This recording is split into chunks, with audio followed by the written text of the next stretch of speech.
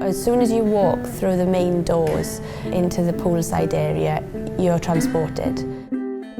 We're right in the middle of a beautiful Victorian war memorial park. Lido was originally opened in 1927. Sadly, it became disused, closed in 1991. Most of the walls that you see around us had gone. The pool base had broken in a number of places, so the place was in a complete state of disarray.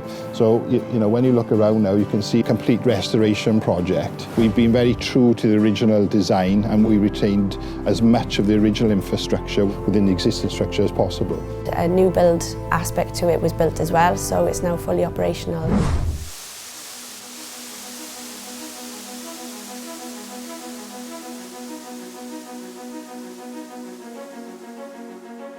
The project was in total around about just over 6 million.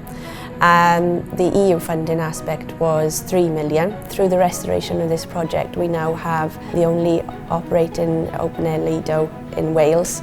The facility has multiple pools, so our programme is diverse. We're able to offer something for all ages, from competitive swimming to children who enjoy inflatable parties, and people absolutely love it. The facility is attracting 75,000 users a year, which is far more than we anticipated originally, so it's been a huge success. I was fortunate to see the facility from in its previous state to something now that is state-of-the-art and a key visitor attraction for the South Wales area.